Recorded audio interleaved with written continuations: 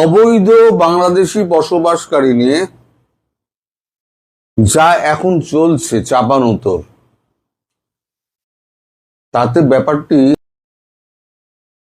একটা মানবিক বিপর্যয়ের দিকে গিয়ে পৌঁছেছে। কার দোষ, কার ভুল, কে ঠিক কে বেঠিক, আমি তার মধ্যে যাচ্ছি না। আমি বলছি সাধারণ মানুষের কথা, যারা দুটো পেটের ভাত জোগাড় করার জন্য একটু ভালো জীবন, একটু শান্তির আশায় এপারে এসছিলেন, অবৈধভাবেই এসছিলেন তারা, কিন্তু তারা এখন যে ফাঁদে পড়ে গেছেন সেটা তারা হাড়ে হাড়ে বুঝতে পারছেন। আজ একটা বেদনাদায়ক খবর বেরিয়েছে আমাদের কাগজে, মনটা নাড়া দিয়ে উঠেছে। খবরটা হলো, দুই দেশের সীমান্তে রাত পার করছেন, অপেক্ষায় রয়েছেন 12 জন।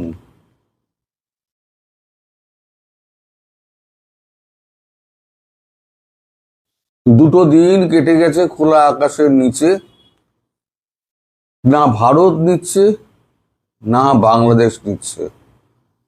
এরা তো আকাশ থেকে আসেনি, কোনো না কোনো দেশের তো বাসিন্দা তারা। তাদের কাছে না আছে বাংলাদেশের ডকুমেন্ট, না আছে ভারতবর্ষের ডকুমেন্ট, তারা যাবেন কোথায়? এই বাচ্চাগুলোকে নিয়ে তারা কোথায় যাবেন? আমি ভারতকে দায়ী করছি না, আমি বাংলাদেশকেও দায়ী করছি না, শুধু বলছি দুটো সরকারকে একটু ভেবে দেখুন, বিশেষ করে ভারত সরকারকে একটু ভেবে দেখুন, আন্তরিকভাবে ভাবুন।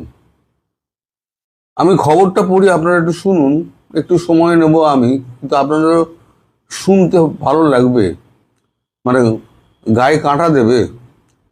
ভারতের কাঁটাতারের বেড়ার ওপারে ঘাস জমে ভরা মাঠ, তারপরে মাথা ভাঙা নদী, তার ওপারে বাংলাদেশের দিকে অপেক্ষায় 12 জন, 4 জন পুরুষ, 4 জন মহিলা আর 4 জন নাবালক শিশু। প্রতিবেশী দুই দেশের কেউই তাদের ঢুকতে দিতে রাজি নয়। বাংলাদেশের সীমান্তরক্ষী বিজিবি দাবি, অনুপ্রবেশকারী না হওয়া সত্ত্বেও ভারত তাদের ঠেলে সেদেশে পাঠিয়ে দেওয়ার জন্য পুশব্যাকের চেষ্টা করছে, তাদের ফিরিয়ে নিতে হবে তা অস্বীকার করে বিএসএফ দাবি করছে 12 জন আদৌ ভারত থেকে পাঠানো হয়নি, কাজী ফেরত নেওয়ার প্রশ্নই আসছে না। শুক্রবারের মতো শনিবারও নদিয়া সীমান্তে দুই বাহিনী এই নিয়ে বৈঠক হবে, কিন্তু দুপক্ষই তাদের অবস্থানে অনড় থাকায় রপাসূত্র বেরোয়নি। শুক্রবার ভোরে করিমপুরের হোগলবেড়িয়ায়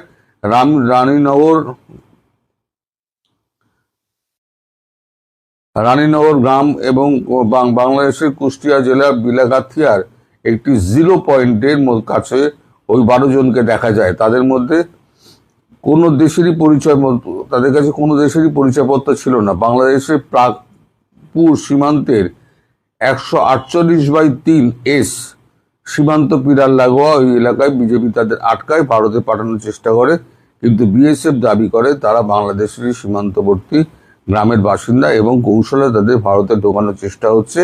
এই দড়ি টানাটানিতে সন্ধে হয়ে যায়, বিএসএফ কাঁটাতারের বেড়ার গেট বন্ধ করে দেয়।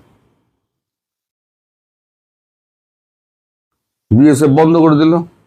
এরপর গত 6 জুন করিমপুর সীমান্তেই এরকম কয়েকজনকে দুই দেশের মাঝে বসতিহীন নোম্যান্স ল্যান্ডে বসে রাখতে দেখা গেছিল। পরের দিন সকালে সেই জায়গায় তাদের আর দেখা যায়নি, কিন্তু এবার রাত পেরোলে 12 জনকে একই জায়গায় বসে থাকতে দেখা গেছে। সূত্রের খবর, সূর্যাস্তের পরে বাংলাদেশের একটি সীমান্ত লাগোয়া একটি গ্রামীণ নিরাপদ স্থানে সরিয়ে নিয়ে যাওয়া হয়েছিল, সেখানে তাদের খাওয়া দাওয়ার ব্যবস্থা হয়েছে, ভোরে আবার সীমান্তে ফিরিয়ে দেওয়া হয়েছে, দিয়ে আবার বিজিবি কাঁটাতারের বেড়া আবার বন্ধ করে দিয়েছে।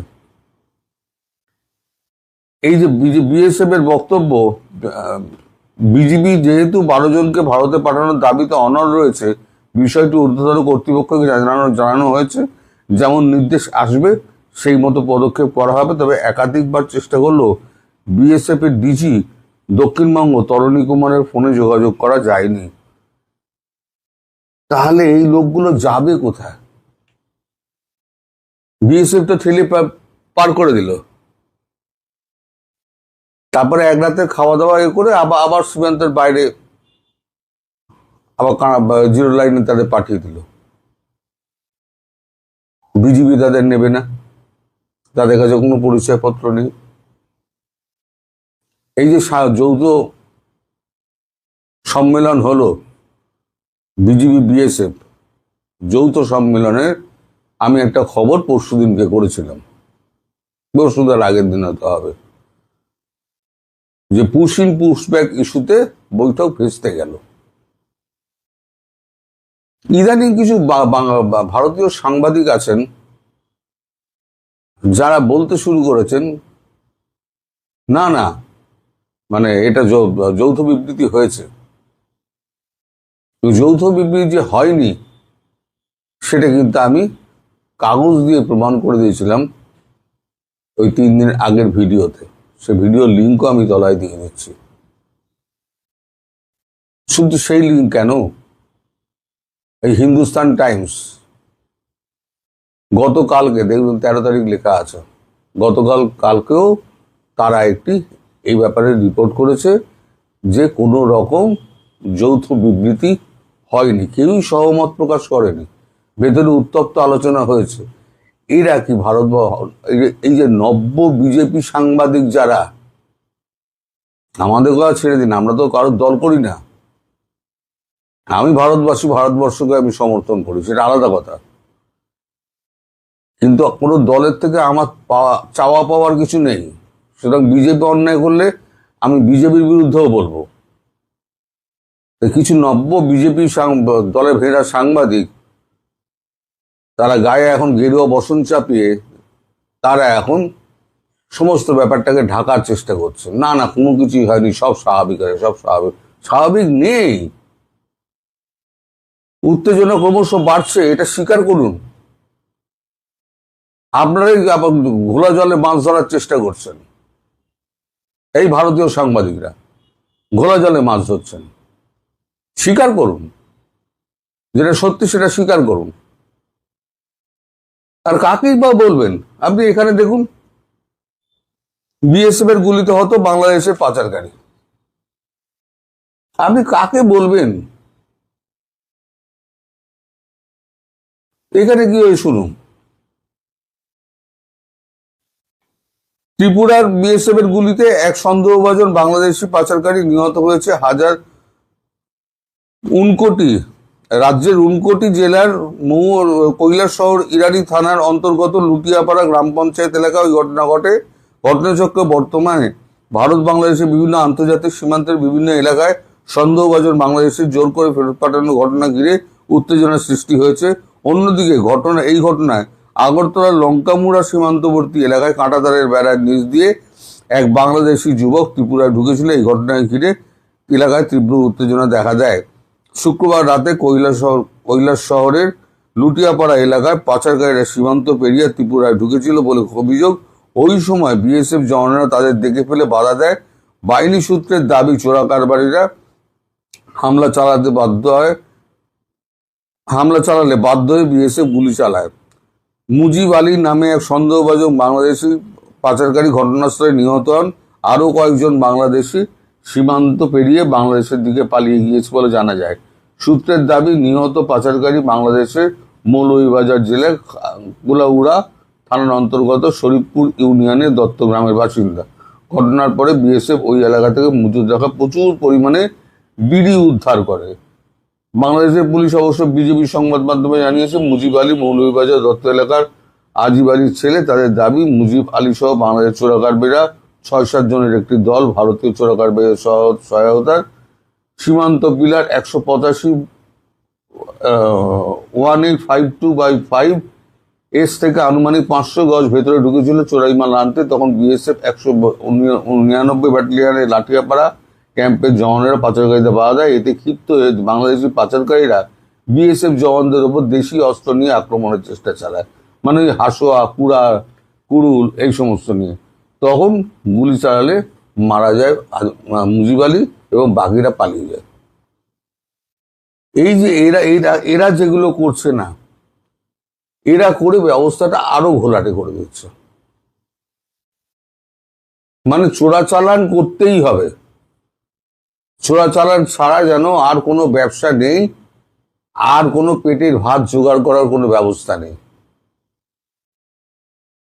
তারপর আবার বিএসএফ কে আবার কুড়ালি ফুরালি নিয়ে তারা করছিস, তাহলে বিএসএফ গুলি চলবে না? আপনি কাকে দোষ দেবেন বলুন? ভারত সরকারকে দোষ দেবেন না বাংলাদেশ সরকারকে দোষ দেবেন? তো সীমান্তবর্তী এলাকায় যে জামাত যে আসনগুলো জিতেছে, তাদের উচিত এই সমস্ত লোকেদের আটকানো, কারণ প্রাণটা যাচ্ছে কিন্তু ওই বাংলাদেশিদের। আপনার দেশের জনগণের প্রাণ যাচ্ছে, আপনারা সচেষ্ট হন আটকাতে। আমি তো আমার ঘরে দরজা তালা তালা তো লাগাবোই, কিন্তু আমার মনে হয় ভারতবর্ষকে আর একটুখানি খতিয়ে দেখা উচিত। আমার মনে হয় দরকার হলে কোনো বিদেশি আপনার নিরপেক্ষ আপনার মানবাধিকার সংগঠনকে দিয়ে তদন্ত করানো হোক,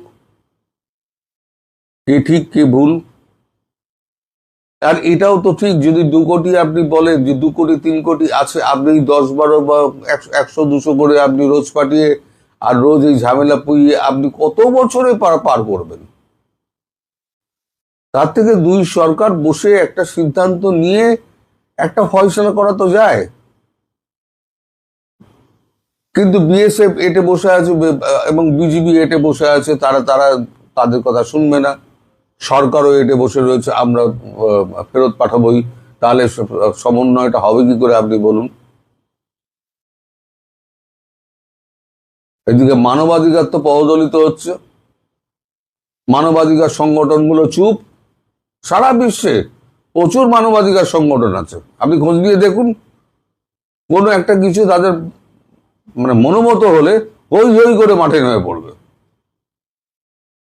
কিন্তু এত বড় একটা ইস্যুতে না ভারতবর্ষের পক্ষ থেকে কোনো মানবাধিকার কর্মী, না বাংলাদেশের পক্ষে, না আন্তর্জাতিকভাবে কেউ একটা কথা বলছে না। বিষয়টা আপনারাও ভাবুন। আমাকে অত্যন্ত ভাবিয়েছে যে এইভাবে যদি চলতে থাকে তাহলে মানবাধিকার বলে পৃথিবীতে কিছু থাকবে না। আমার ঘরে তুমি অনাহত পদাঘাত করে আমি তাড়িয়ে দিলাম, আর মানুষটা যাবে কোথায়? সে তো আকাশ থেকে পড়েনি, সে মাটি থেকেও জন্ম নেয়নি, কোনো না কোনো দেশের তো নাগরিক সে। তার একটা সুষ্ঠু সমাধান হবে না? অদ্ভুত বিষয়। আর কিছু ভারতীয় সাংবাদিক তাতে হাওয়া দিচ্ছেন, হঠাৎ করে তারা বিজয়ীপন্থী হয়ে গেছেন। আমি তো আপনাদের ছাপার অক্ষরে দেখিয়ে দিলাম এবং ভিডিও করেছি, তাও দিয়ে দিলাম। আমি আবার লিঙ্কে তার কপিও দিয়ে দিচ্ছি। কাগজতে মিথ্যে কথা বলবেন, আমি মিথ্যে কথা বলতে পারি, আমি বলছি আমি মিথ্যে কথা বলতে পারি, আপনারা যেমন বলেন, কিন্তু কাগজতে মিথ্যে কথা বলবে না। সেটা লিখিত ডকুমেন্ট। তো আর কি বলবো আমি? আমার আর বলার কোনো ভাষা নেই। বাংলাদেশি চোরাচালানকারী যারা আছেন তারা সাবধান হন, আর এই মানুষগুলোর দিকে তাকিয়ে আপনারা এই কাজগুলো বন্ধ করুন। সবাই ভালো থাকবেন, সুস্থ থাকবেন, সাবধানে থাকবেন। নমস্কার।